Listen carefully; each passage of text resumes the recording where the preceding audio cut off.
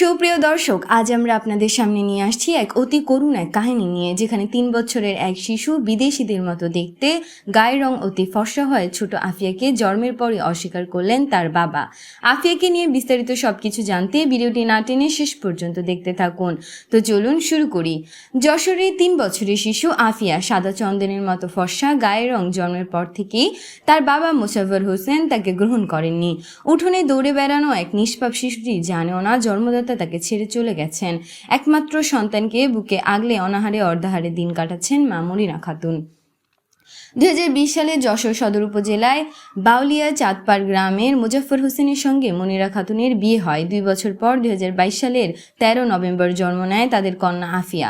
কিন্তু জন্মের পরে শুরু হয় বিপত্তি। শিশুটির গায়ের রং অস্বাভাবিকভাবে ফর্সা হয়। মোজাফফর দাবি করতে থাকেন, এই সন্তান আমার নয়। মায়ের ভাষ্যমতে জন্মের পর প্রথম দেখতেও শিশুটিকে একবারও কোলে নেননি তিনি। কিছুদিনের মধ্যে স্ত্রী সন্তানকে ফেলে বাড়ি ছেড়ে অন্যত্র বসবাস শুরু করেন এবং পরে বিদেশে চলে যান। 8 মাস পর তাকে তালাক দিয়ে মনিরাকে প্রতি মাসে 1500 টাকা দেওয়ার প্রতিশ্রুতিও রাখেনি কখনো। মনিরার দিন কাটছে চরম দারিদ্র্য ও সামাজিক অবহেলার মধ্যে। ভাঙ্গা ঘরে স্যাঁতস্যাঁতে পরিবেশ, অভাবের তাড়নায় কখনো নিজের খাবার ছেড়ে মেয়ের মুখে তুলে দিচ্ছেন সামান্য যা জুটে। অনেক সময় দুজনেরই না খেয়ে কাটে টানা কয়েকদিন, তবুও সন্তানের প্রতি তার ভালোবাসা কোনো ফাঁক নেই। শুধু ভবিষ্যৎ অনিশ্চয়তার ভয় তাকে তাড়া করে ফেরে।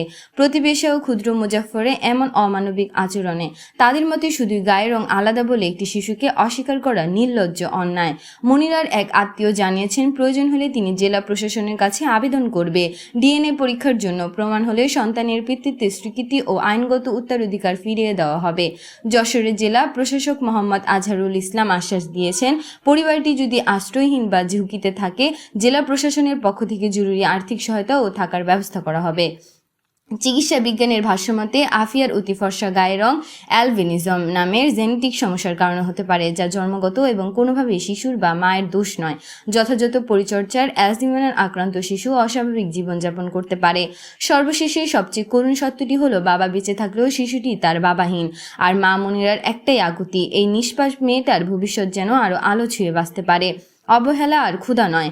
প্রিয় দর্শক, চলুন আমরা সবাই সচেতন হই, সমাজে এমন অন্যায় রুখে দেই এবং এমন শিশুদের পাশে দাঁড়াই।